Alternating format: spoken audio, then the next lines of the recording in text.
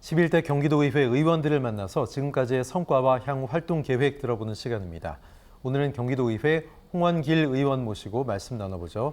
의원님 안녕하십니까? 어서 오십시오. 네, 안녕하십니까? 네, 먼저 반갑습니다. 간단히 인사해 주십시오. 네. 네, 안녕하십니까? 고촌사업 풍무를 지역구로 두고 있는 경기도 의원 홍원길입니다. 반갑습니다. 네, 11대 경기도의회 상임위 경제노동위원회에서 홍원길 의원님 활동하고 계신데 지난 의정 활동의 소회부터 좀 말씀해 주십시오. 네, 도의원으로 활동하면서 정말 하루하루가 어떻게 지나가는지 모를 정도로 바쁜 시간이었습니다. 제가 속한 경제노동위원회는 경기도의 경제, 노동, 산업, 일자리, 청년, 중장년 등 도민들의 일상과 직접 간접적으로 가장 관련이 있는 민생 경제 분야를 관리 감독하는 위원회로서 고물가, 고금리, 경기 침체 등 경제 위기를 극복하고 변화하는 경제 산업 구조에 능동적으로 대응하기 위한 역할을 하고 있습니다. 이런 상임위에서 큰 부담이지만 경기도의 미래를 그리고 도민의 삶을 책임진다는 막중함과 보람으로 일하고 있습니다. 네. 올 2월에 경기도 뿌리산업 진흥 및 육성에 관한 조례 개정을 추진하셨는데요. 어떤 내용이 담긴 조례입니까? 예, 뿌리산업은 우리나라 산업의 근간이지 않습니까? 네. 산업 디지털 전환 속에서 모든 생산 과정에 필수적이고 중요한 역할을 한다고 볼 수 있는데 뿌리산업의 경쟁력을 갖고 활성화되기 위해서 뿌리산업의 범위를 6대 공정기술에 한하지 않고 4세대 공정기술 등을 추가로 확대하고 뿌리산업의 첨단화, 자동화 및 친환경적 기업으로 전환할 수 있도록 근거를 마련하였습니다. 이를 통해 뿌리산업에 대한 지원 범위가 확대되고 성장 잠재력을 높이고 우수한 인재가 유입될 수 있는 환경을 조성해 미래를 준비하는 뿌리산업 종사자에게 피부로 와닿는 지원이 가능하도록 조례를 개정하게 되었습니다. 네. 6월에는 경기도 지역화폐 보급 및 이용 활성화에 관한 조례 개정도 추진한다고 얘기를 들었습니다. 어떤 내용인지 또 어떤 조례 개정인지 좀 소개해 주십시오. 예, 그동안 지역화폐는 이제 인센티브나 가맹점 확대 초점이 거기에 있었는데요. 지역화폐 사용에 따라서 이제 불법 유통이라든지 보안 등에 대한 관심과 제도가 사실은 부족했습니다. 네. 특히 스마트폰이 필수인 시대에 이를 악용하는 보이스피싱 범죄는 날로 진흥화돼서 범죄 피해자가 생겨나고 이에 대한 보안이 필수가 되었죠. 최근 김포시에서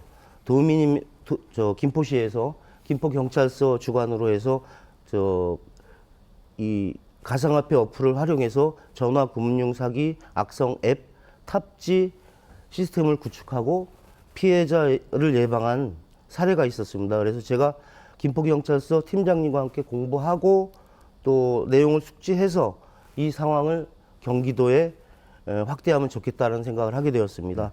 이에 지역화폐 유통 질서를 확립하고 불법적인 방법으로 지역화폐 운영 시스템에 접근하거나 네. 개인정보를 유출하는 보안 사고가 발생하지 않도록 안정성을 확보하고 정보를 안전하게 보관 관리하도록 6월을 목표로 조례 개정에 준비를 하고 있습니다. 예, 만약에 조례가 통과된다면 시스템 개발과 업데이트로 편리하고 안전한 지역화폐 어플이 도민의 재산적 피해를 예방할 수 있을 거라고 기대하고 있습니다. 네, 앱으로 더 편리하게 지역화폐를 좀 쓰시기 바라겠고요. 지역구 현안 얘기해 보겠습니다.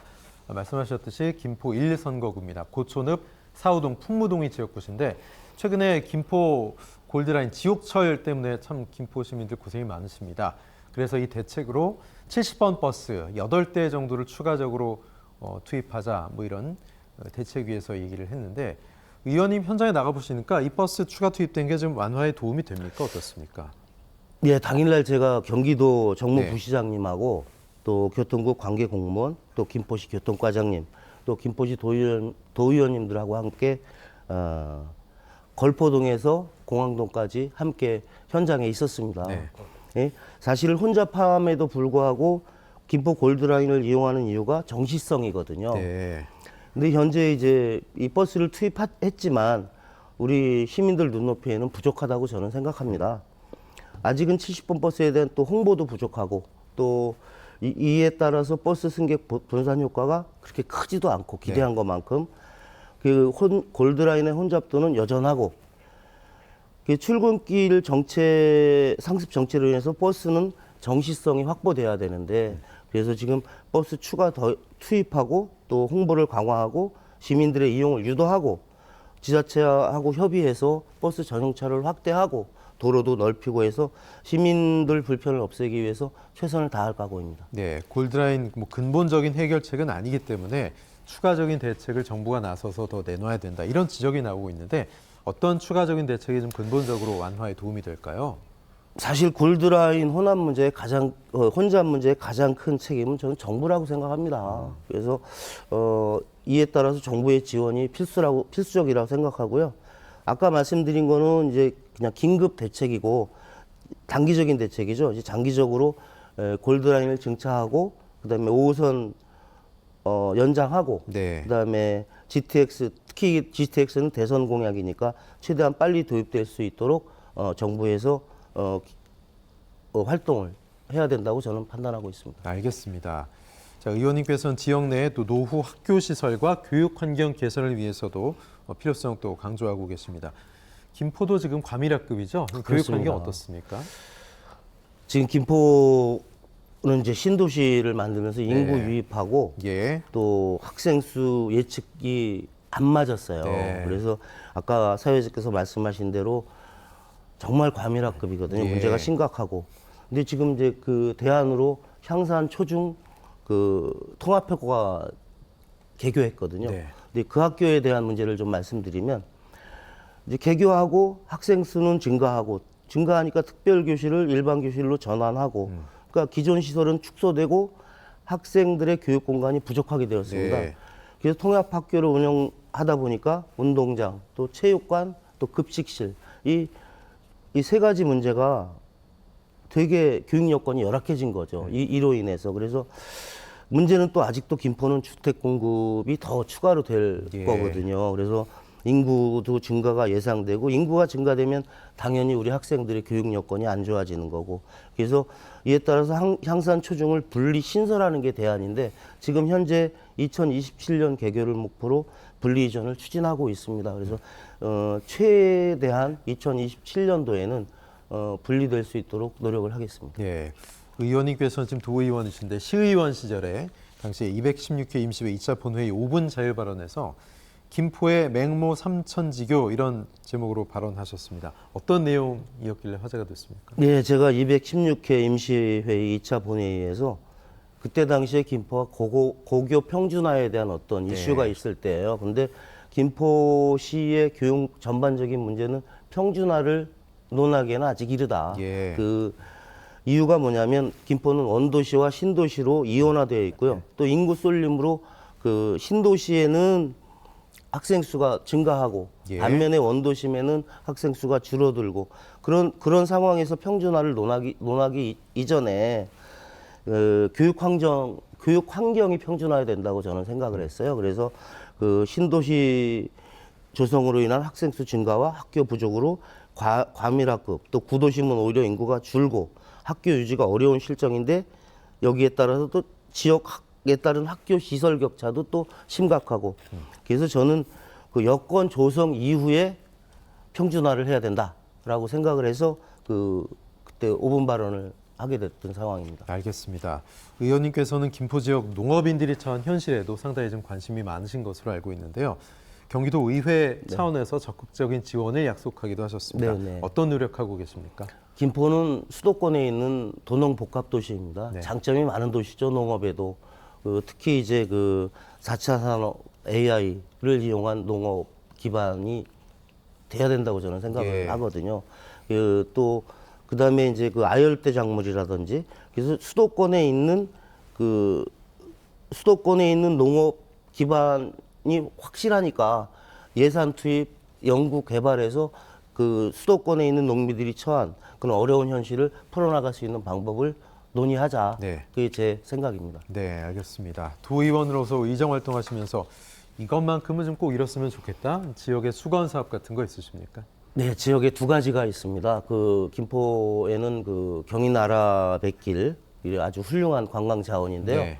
그게 사실은 많이 알려지지도 않았고 예. 또 그 시설에 비해서 이용도가 많이 부족해요. 그래서 네. 뭐 문화의 전당이라든지 또 아니면 야외 공연을 한다든지 해서 네. 그 여름날 시원한 맥주 축제 아니면 뭐 김포 막걸리 축제 등을 해서 김포를 대표할 수 있는 지역 축제를 하나 만들어서 예. 정말 김포 시민들에게는 문화 사막, 김포를 문화도시 김포로 만들고 싶고요. 네. 또 하나는 김포는 장릉산이라는 아주 훌륭한 예쁜 산이 있습니다. 예. 근데 그 장릉산 정상을 김포 시민의 품으로 돌려드리고 싶은 게 제 꿈인데요. 네네. 김포시의 자산임에도 불구하고 군사시설 보호구역이라는 이유로 오랫동안 시민들이 장릉산 정상의 아름다움을 함께 보지를 못했어요. 그래서 예. 물론 군사적 요충지로서 역할과 뭐 여러 가지 문제점이 있긴 하겠지만 예. 김포시와 군과 또 경기도와 적극 협조해서 장릉산 7부 능선에 회주관망대 설치가 이루어질 수 있도록 최선을 다해볼 생각입니다. 네. 좀 전에 말씀하신 그 아열대 식물의 재배 메카가 될 수 있다 이렇게 말씀하셨는데 특별한 이유가 있습니까? 김포가 지금 김포에는 유리한? 네, 지금 김포에는 그 아열대 작물 재배를 하는 연구 모임이 있어요. 네. 그래서 그분들이 아주 왕성하게 활동하고 계시거든요. 네. 그래서 그분들하고 여러 차례 미팅을 하면서 야 이게 김포의 농업 대안이다라는 네네. 생각을 하게 된 거죠. 예. 네. 근데 사실 개발 논리 다른 것들에 밀려서 농업 관련 예산이 좀 후순위로 밀리는 경우가 많잖아요. 제일 안타깝습니다. 네. 그 위해서 앞으로 계속 좀 애써 주실 거죠? 최선을 네, 다하겠습니다. 알겠습니다. 자, 7대 아까 말씀드렸듯이 김포시의원 지내시고 도의원 되셨습니다. 지금까지 의정 활동하시면서 시의원과 도의원 이렇게 비교해 보셨을 때 어떤 차이가 있고 또 어떤 점이 가장 힘드셨습니까? 시의원을 할 때에는요. 네. 기존에 짜여 있는 예산의 틀 안에서 예. 어떻게 쓸 것인가, 어떻게 사용할 것인가, 어디가 필요한 것인가를 고민했다고 보면 네. 도의원의 역할 중에 물론 경기도 예산을 심의하고 판단하는 것도 중요하겠지만 네네. 경기도 예산 중에 어느 만큼을 지역구에 투입할 수 있는가를 고민하는 역할을 해야 된다고 저는 생각을 해요. 네. 그래서 시의원은 있는 살림을 가지고 살림을 하는 거고 도의원은 추가 예산을 확보할 수 있는 노력을 하는 게 맞다. 네. 이렇게 판단하고 있습니다. 그렇군요. 지금 보면은 뭐 지자체도 그렇고 지금 협치가 안 된다 이런 얘기들 많이 하잖아요. 여야의 목소리가 다르고 그 부분을 뭐 도의회 차원에서도 어떻게 하면 좀 더 원활한 협치를 할 수 있다라고 개인적으로 생각하시는지 궁금해요. 와 어려운 질문입니다. 이게 지금 뭐 사실 국가도 그렇고 네. 도도 그렇고 시도 예. 마찬가지인데 네. 배려해야죠. 배려해야 되고 목적은 정치권에 들어온 목적이 뭐겠습니까? 시민을 보고 들어온 거죠. 도민들 시민들만 보고. 그럼요. 예. 시민과 도민을 보고 정치를 한다면 아까 사회자께서 말씀 주신 대로 협치도 저는 충분히 가능할 거라고 생각합니다. 단 자기 욕심 내려놓고요. 네, 네. 알겠습니다. 자, 어느덧 뭐 예정된 시간이 다 돼가는데요. 마지막으로 경기 도민들에게 당부의 말씀 좀 해주시고요.